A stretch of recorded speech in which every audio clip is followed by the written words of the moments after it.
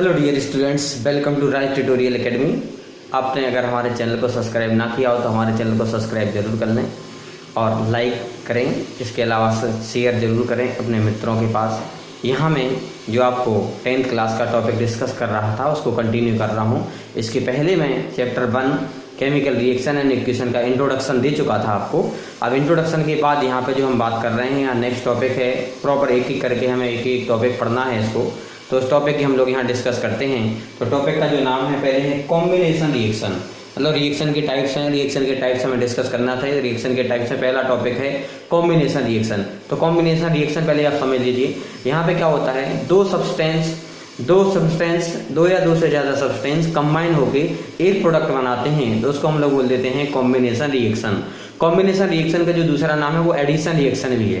Combination reaction का दूसरा नाम एडिशन रिएक्शन भी है। इसमें क्या होता है, दो या दो से ज़्यादा सब्सटेंस आपस में कंबाइन होकर एक प्रोडक्ट बना लेते हैं, तो उसको बोल देते हैं हम लोग कॉम्बिनेशन रिएक्शन या एडिशन रिएक्शन। कॉम्बिनेशन रिएक्शन और एडिशन रिएक्शन दोनों एक ही चीज़ होती हैं। तो जब भी दो या दो से ज़्यादा अधिक सब्सटेंस हैं आपस में कंबाइन होकर एक नया सब्सटेंस बना रहे हैं, तो उसको हम बोलते हैं कॉम्बिनेशन रिएक्शन। अब आपको ध्यान रखना, चलिए कॉम्बिनेशन में देखिए, यहाँ पर मैंने एग्जाम्पल दिया CaO plus H2O equal to COH का होल ट्वाइस प्लस हीट। यहाँ एग्जाम्पल क्या है, CO कैल्शियम ऑक्साइड है।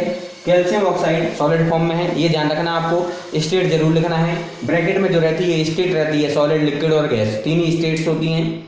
स्टेट 5 होती हैं, लेकिन आपको केवल यहाँ पे 3 को ही शो करना है, सॉलिड, लिक्विड और गैस। वैसे state 4th state Bose Einstein condensate भी होती है और प्लाज्मा भी होती है, 5th स्टेट प्लाज्मा होती है। तो यहाँ पे देखिए, पहले मैंने एग्जांपल लिया है CaO calcium oxide plus H2O water liquid form में रहेगा, कैल्शियम ऑक्साइड सॉलिड फॉर्म में रहेगा, तो आपको मिलेगा कैल्शियम हाइड्रोक्साइड CaOH का होल ट्वाइस, कैल्शियम हाइड्रोक्साइड मिलेगा और आपको हीट रिलीज होगी साथ में, और कैल्शियम हाइड्रोक्साइड मिल जाएगा। फिर दो और कोई रिएक्शन एरो के, ये देखिए एरो के लेफ्ट हैंड साइड में इनको हम रिएक्टेंट बोलते हैं और राइट हैंड साइड वालों को प्रोडक्ट बोलते हैं। LHS वालों को रिएक्टेंट बोलते हैं, राइट हैंड साइड वालों को क्या बोलते हैं, प्रोडक्ट। एरो के लेफ्ट हैंड वालों को रिएक्टेंट, ये रहेंगे आपके प्रोडक्ट। फिर और दूसरा एग्जाम्पल लीजिए, दूसरा एग्जाम्पल हमने और एक और कैल्शियम ऑक्साइड, इसका दूसरा नाम और समझ लीजिए। कैल्शियम ऑक्साइड का दूसरा नाम हम क्विक लाइम भी बोलते हैं, इसको क्विक लाइम। कैल्शियम ऑक्साइड का CaO का दूसरा नाम क्विक लाइम है, क्विक लाइम के नाम से भी आ जाता है क्विक लाइम। ये वाला CaO को हम लोग कैल्शियम ऑक्साइड ही बोलते हैं, उसी को हम लोग क्विक लाइम भी बोलते हैं। और वाटर तो जानते ही हैं। अब कैल्शियम हाइड्रोक्साइड का जो दूसरा नाम है वो सेलेक्ट लाइम भी है। कैल्शियम हाइड्रोक्साइड का जो दूसरा नाम है वो सेलेक्ट लाइम भी है, इसको हम लोग सेलेक्ट लाइम भी बोलते हैं। तो ये भी ध्यान रखना है आपको कि कैल्शियम हाइड्रोक्साइड को आप सेलेक्ट लाइम भी बोलते हैं, ध्यान रखना, इंपॉर्टेंट है। पर और दूसरा एग्जाम्पल लिया हमने C+O2, दिख रहा होगा C+O2 इक्वल टू हो जाएगा CO2।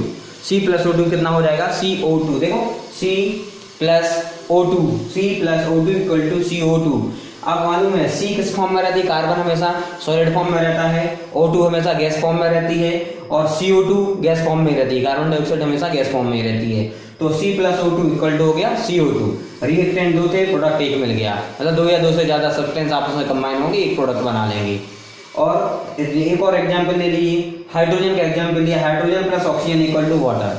मतलब हाइड्रोजन बैलेंस कर लीजिए, बैलेंस करना बहुत जरूरी है, रिएक्शन को बैलेंस करना बहुत जरूरी है। इससे आपको पता चलता कि जितने एरो के लेफ्ट हैंड साइड मतलब रिएक्टेंट में जितने मॉलिक्यूल्स हैं उतने प्रोडक्ट में भी उतने ही मॉलिक्यूल्स होना चाहिए, हर एक चीज के या हर एक एलिमेंट के।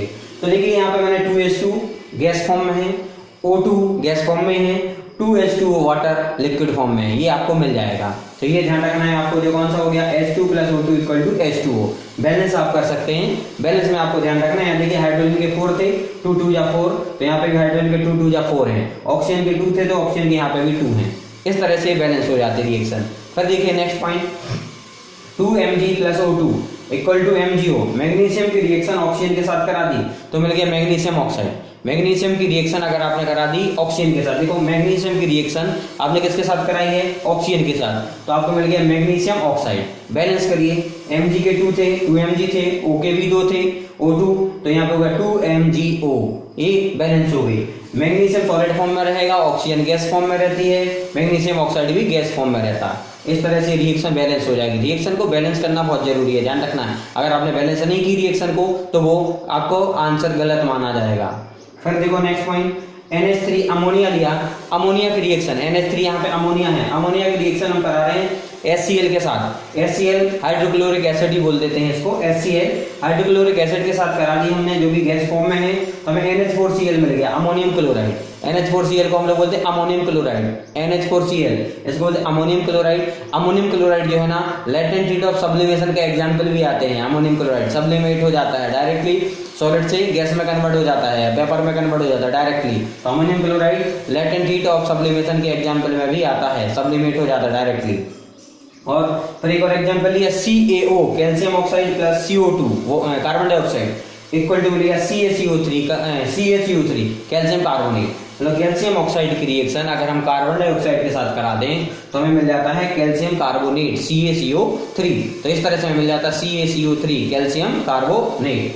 और रिएक्शन देखते हैं, नेक्स्ट रिएक्शन है जैसे 2CO, यहाँ देखिए 2CO कार्बन मोनोऑक्साइड की रिएक्शन हमने ऑक्सीजन के साथ करा दी O2 के साथ, तो मिल गया 2CO2 gas, CO2 gas form में रहेगा, कार्बन मोनोऑक्साइड भी गैस फॉर्म में होती है, ऑक्सीजन भी गैस फॉर्म में होती है, तो 2CO2 भी आपको गैस फॉर्म में ही मिल जाएगा। इस तरह से हम रिएक्शन को बैलेंस बहुत करना है, ध्यान रखना है, बैलेंस करना है जरूरी। और नेक्स्ट आप ले लीजिए एग्जाम्पल Fe है, Fe आयरन की रिएक्शन सल्फर के साथ कराई तो आयरन सल्फाइड बन जाएगा FeS। Fe की रिएक्शन S के साथ हुई तो FeS मिल गया। अब हीट करना पड़ेगा, डेल्टा का मतलब यहाँ पे डेल्टा जो साइन लगा है, डेल्टा एरो के ऊपर डेल्टा लगा है, इसका मतलब हीट करना है आपको, क्या करना है, इसको हीट करना है। तो जब भी आप इसको हीट करेंगे तो आयरन की रिएक्शन सल्फर के साथ कराएंगे तो आपको आयरन सल्फाइड मिल जाएगा। और आयरन सल्फाइड इस तरह से हमें मिल जाएगा, आयरन सल्फाइड का हम लोग यूज कर लेंगे, हीट करने पे ही मिलता है। तो ये आपको ध्यान रखना, ये एग्जाम्पल है कॉम्बिनेशन रिएक्शन का। फिर हम नेक्स्ट देखते हैं, तो नेक्स्ट यहाँ पर रिएक्शन है डिकम्पोजिशन रिएक्शन। देखिए डिकम्पोजिशन रिएक्शन में क्या होगा, थोड़ा सा नेक्स्ट टॉपिक में दिख रहे हैं decomposition reaction.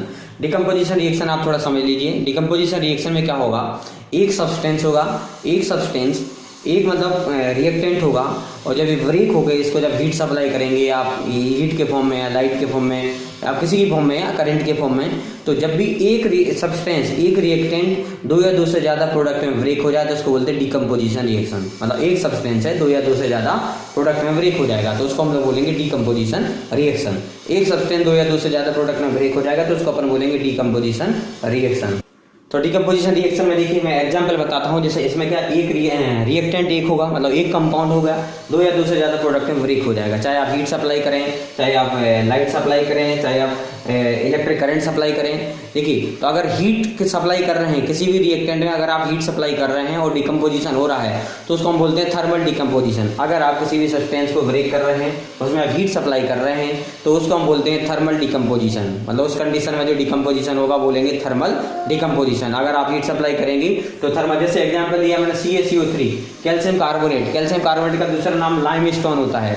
Calcium carbonate CaCO3 का दूसरा जो नाम होता है लाइमस्टोन होता है। इसको अगर आपने हीट सप्लाई की, हमने यहाँ पे देखो हीट सप्लाई की तो आपको मिलेगा कैल्शियम ऑक्साइड, जिसको क्विक लाइम बोलते हैं, जो कि आप पहले पढ़ चुके हैं, अभी आपने एडिशन रिएक्शन में बताया था। और CO2 गैस निकल जाएगी। मतलब कहने का है कि लाइमस्टोन को अगर आप हीटअप करेंगे, लाइमस्टोन को अगर आप हीटअप करेंगे तो आपको कैल्शियम ऑक्साइड मिल जाएगा और कार्बन डाइऑक्साइड मिल जाएगी। तो देखिए यहाँ पे देखिए एक सब्सटेंस था, दो से ज्यादा प्रोडक्ट, दो या दो से ज्यादा प्रोडक्ट में ब्रेक हो गया, तो दो इसमें प्रोडक्ट में ब्रेक हो गया। रिएक्टेंट एक था, प्रोडक्ट दो या दो से ज्यादा हो सकते हैं।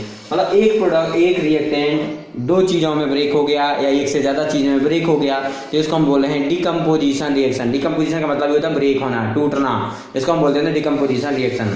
तो डिकम्पोजिशन रिएक्शन का दूसरा एग्जांपल लीजिए जिंक कार्बोनेट ZnCO3। हीट आपने सप्लाई की तो ZnO मिल जाएगा, जिंक ऑक्साइड मिल जाएगा प्लस कार्बन डाइऑक्साइड मिल जाएगा। तो ZnCO3 जिंक कार्बोनेट था, ZnO जिंक ऑक्साइड था, CO2 कार्बन डाइऑक्साइड थी। हीट आपने सप्लाई की तो यहाँ पे जहां आप हीट सप्लाई कर रहे हैं, हीट है सिंपल हीट, तो उसे बोलते हैं थर्मल डिकम्पोजिशन। मतलब डिकम्पोजिशन की भी अगर सब टाइप की बात करें, वैसे रिएक्शन डिकम्पोजिशन है, लेकिन डिकम्पोजिशन किस फॉर्म में हो सकती है, अगर आप हीट सप्लाई कर रहे हैं तो उसे बोलेंगे थर्मल डिकम्पोजिशन। तो यहाँ पे देखो जिंक कार्बोनेट को हमने हीट सप्लाई की तो जिंक ऑक्साइड मिल गया प्लस कार्बन डाइऑक्साइड मिल गया, तो इसको हम बोल रहे हैं थर्मल डिकम्पोजिशन। और एग्जाम्पल ले लीजिए FeSO4 सॉलिड फॉर्म में है, बैलेंस करेंगे तो 2 लगा देंगे, 2FeSO4। सॉलिड फॉर्म में हीट आपने सप्लाई की, एक देखो सब्सटेंस एक था, एक से ज्यादा प्रोडक्ट में ब्रेक हो गया, रिएक्टेंट एक था, एक से ज्यादा प्रोडक्ट में ब्रेक हो गया, तो इसको हम लोग बोले हैं डिकम्पोजिशन रिएक्शन। मतलब जब एक सब्सटेंस दो या दो से ज्यादा प्रोडक्ट में ब्रेक हो जाए तो उसको बोलते हैं हम लोग डिकम्पोजिशन रिएक्शन। तो यहाँ देखो Fe2O3 मिल गया, सॉलिड फॉर्म में है, SO2 मिल गई गैस फॉर्म में, sulphur dioxide, sulphur trioxide SO3 मिल गई, वो भी गैस फॉर्म में है। अब आप ये देखेंगे यहाँ पे भी जो रिएक्शन है ये थर्मल डिकम्पोजिशन, क्योंकि आप हीट सप्लाई कर रहे हैं। और फिर हम दूसरा एग्जांपल लिया यहाँ पे लेड नाइट्रेट का, 2PbNO3 का होल ट्वाइस। लेड नाइट्रेट को हीट सप्लाई की तो ब्रेक हो गया लेड ऑक्साइड में, PbO 2PbO plus 4Na2 nitrogen dioxide plus O2 oxygen, इसमें ये ब्रेक हो गया। मतलब लेड नाइट्रेट को भी अगर आप हीट अप करेंगे लेड नाइट्रेट को भी अगर आप हीट अप करेंगे तो आपको जो रिएक्शन मिलेगी वो मिलेगी 2PbO plus 4NO2 plus O2, इस तरह से ब्रेक हो जाएगा। फिर हम दूसरा देखते हैं 2AgCl सिल्वर क्लोराइड है, सिल्वर क्लोराइड 2AgCl यहाँ पे सिल्वर क्लोराइड है जो कि सॉलिड फॉर्म में है। ये सॉलिड फॉर्म में है, जब आपने इसको सनलाइट सप्लाई करेंगे तो 2Ag प्लस Cl2 में ब्रेक हो जाएगी। किसमें ब्रेक हो जाएगी? 2Ag प्लस Cl2 में। किसमें ब्रेक हो जाएगी? 2Ag प्लस Cl2 में ये ब्रेक हो जाएगी। तो 2AgCl है, सनलाइट हमने सप्लाई की तो 2Ag प्लस Cl2 में ये ब्रेक हो गया, मतलब सिल्वर मिल जाएगा और एक क्लोरीन मिल जाएगी, क्लोरीन गैस फॉर्म में मिलेगी। अब देखो यहाँ पे जो हम हीट सप्लाई कर रहे हैं किसके फॉर्म में सप्लाई कर रहे हैं? लाइट के फॉर्म में, सनलाइट के फॉर्म में। तो यहाँ पे जो डिकम्पोजिशन है, यहाँ पे जो डिकम्पोजिशन है, डिकम्पोजिशन को बोलते हैं फोटो डिकम्पोजिशन। फोटो डिकम्पोजिशन क्या बोलते हैं इसको? फोटो डिकम्पोजिशन, क्योंकि फोटोवोल्टिक जो रेज होती है ना, फोटोवोल्टिक रेज कहाँ से आती है? अल्ट्रावायलेट रेज, यूवी रेडिएशन कहाँ से आता है? सन से। तो यहाँ पे जो हम सनलाइट सप्लाई कर रहे हैं इसलिए बोल देते हैं photo decomposition reaction. Photo decomposition reaction, इसको आप बोल देंगे फोटो डिकम्पोजिशन रिएक्शन, या इसी को बोलते हैं फोटोलिसिस। फोटोलिसिस ही बोल सकते हैं, फोटो डिकम्पोजिशन बोल दो इसी को, या फिर बोल दो फोटोलिसिस।